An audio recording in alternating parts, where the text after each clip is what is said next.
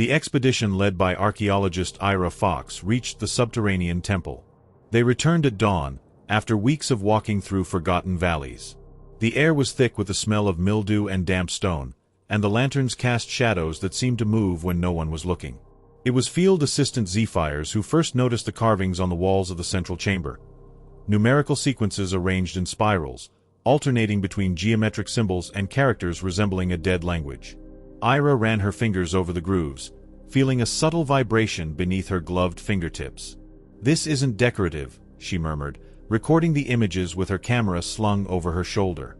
"It's a sequence. A message." Outside, the local guide, Daniel, watched the perimeter with restless eyes. He had grown up hearing stories about temples that breathed during the night, but he had never believed it until he saw the signs of wear on the exterior stones, as if something heavy had been dragged in and out over centuries. When Ira mentioned the numerical patterns, he pointed to a recurring symbol, a circle divided into 12 parts, each marked with a prime number. "My grandfather drew this symbol on ancient maps," he said softly. "He said it was a key, but never explained what for." That night, while analyzing the photos in camp, the team's mathematician, Dr. Eris, identified a correlation between the numbers and astronomical events recorded on clay tablets found miles away. "These sequences correspond to eclipses that occurred over 2,000 years ago," he said, adjusting his glasses. "But something is wrong. The intervals between the numbers don't match the known lunar cycle." Ira felt a shiver. She had seen anomalies like this before, in ruins of Central America, but these were more precise, as if whoever had engraved them had access to information beyond their time. On the fourth day, Zephyrs disappeared. His equipment was intact in his tent, but his notes were gone. Daniel found footprints in the mud near the river, but they stopped abruptly, as if he had been taken by something that left no trace. Ira insisted on continuing, convinced that the codes held an answer. On the west wall of the temple, they discovered a second layer of inscriptions, made with faded red pigment. Dr. Eris noticed that the numbers formed a fractal when connected, repeating themselves on smaller scales until they became invisible to the naked eye. "It's as if they wanted us to see beyond the obvious," he said, as Ira copied the patterns into her notebook. At midnight, the communication radio began emitting static. A distorted voice repeated numbers at regular intervals, the same as those on the east wall. Daniel switched off the device, sweating. "This isn't natural interference," he whispered. "Someone or something is using the codes as a signal." Ira, however, was more interested in what happened when the numbers were read aloud. The temple walls seemed to absorb the sound, echoing in frequencies that made their bones vibrate. The next morning, Dr. Eris admitted to sending copies of the codes to a colleague abroad. "We need more minds thinking about this," he said, avoiding Ira's gaze. "Before it's too late." Too late for what? She thought, but didn't ask. She had already begun dreaming of the numbers, which rearranged themselves in her mind like pieces of an impossible puzzle. When the first stone of the ceiling collapsed, revealing a mechanism of rusted gears above the central chamber, Daniel murmured a prayer in his ancestral tongue. "They are testing us," he said, "or warning us."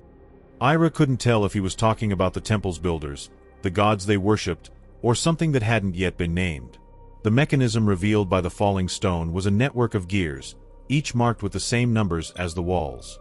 While Dr. Eris collected samples of rust for analysis, Ira noticed that the teeth of the wheels formed patterns identical to the spirals of the carvings.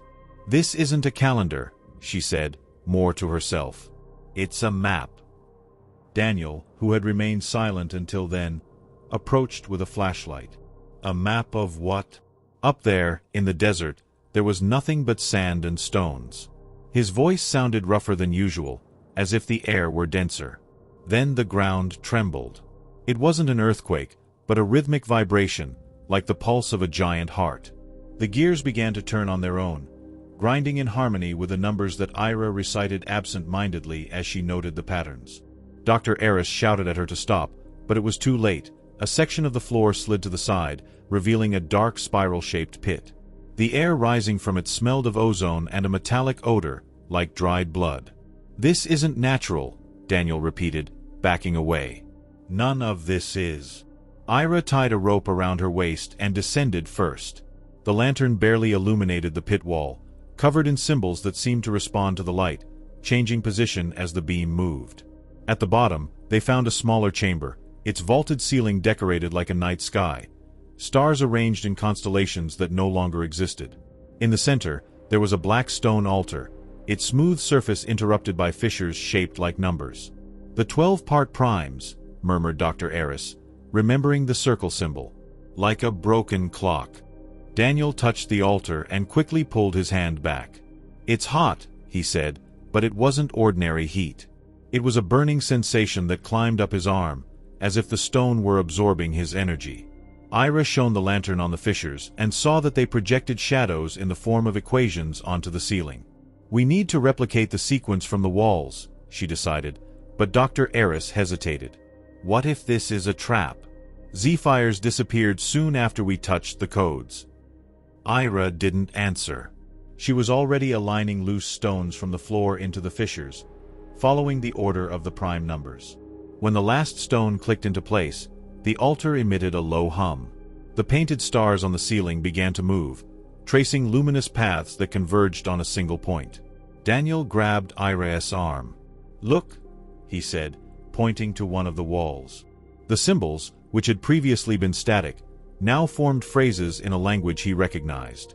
"It says, 'Those who count the cycles do not belong to the cycles,'" he translated, his voice trembling.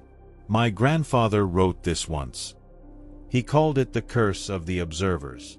Before they could discuss the meaning, a roar echoed from above. Stones fell from the pit entrance, blocking the passage. Dr. Eris ran to examine the obstruction, but stopped when he heard non-human footsteps, but something dragging its feet at irregular intervals. Ira switched off the lantern, plunging the chamber into darkness. In the gloom, Daniel's eyes shone with contained panic. "It's not safe here," he whispered. "This place reacts, as if it were alive." But Dr. Eris was mesmerized by the moving stars.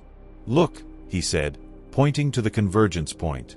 A single stone shone on the ceiling, pulsing at the same rhythm as the footsteps above. That coordinate corresponded to a place in the desert, but hundreds of kilometers away. Ira felt a shiver. "Or hundreds of years," she added, remembering the eclipses the numbers predicted. While they discussed, the pulsating stone detached itself and fell, bouncing on the floor like a metal ball. Upon touching the altar, it emitted a sound that helped open a secret door in the south wall, sliding open to reveal a narrow tunnel. The air coming from it was cold, laden with the smell of turned earth and an unknown floral aroma. Daniel was the first to enter, holding a makeshift torch.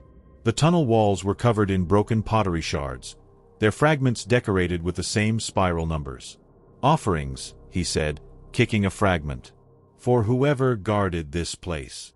At the end of the tunnel, they came face to face with a staircase that ascended abruptly, disappearing into darkness. Dr. Eris suggested returning to get equipment, but Ira was already climbing, ignoring the protests. When they reached the top, they found a circular room with walls of black volcanic glass, so polished that they reflected their distorted silhouettes. In the center, there was a transparent sarcophagus. Inside, floating in an amber liquid, was the body of a man dressed in a simple tunic, his face serene, his hands crossed over his chest, holding a metal disc engraved with numbers. "He's not mummified," observed Dr. Eris, examining the details. "He seems preserved, as if he had died yesterday." Ira slowly approached the sarcophagus, her eyes fixed on the metal disc in the man's hands. The symbol of the circle divided into 12 parts was there, but this time the numbers were changing, not engraved, but projected onto its surface as if they were part of a living mechanism. She reached out and touched the volcanic glass surrounding the structure. A sharp chill ran up her arms, and a voice whispered within her mind, not in words, but in numerical sequences she instinctively understood. It was a message, or perhaps a memory. Images flashed, the temple being built under a different sky, men and women wearing symbolic clothing, manipulating gears larger than mountains, observing eclipses with eyes that seemed to see beyond time. Dr. Eris and Daniel recoiled as Ira began repeating the numbers aloud, almost like a mantra. The amber light inside the sarcophagus pulsed in sync with her words, and the liquid within began to bubble. Then, the body's eyes opened. There was no color in them, only fractal reflections of the inscriptions on the walls. The mouth moved soundlessly, and the equations on the ceiling rearranged themselves, forming a new phrase, now translated by the growing fear and understanding on the faces of the three explorers. Time is not linear for those who know how to count beyond the end. In the next moment, the ground trembled again, but it wasn't an earthquake, it was the world adjusting to something that had been forgotten for millennia and was now awakening.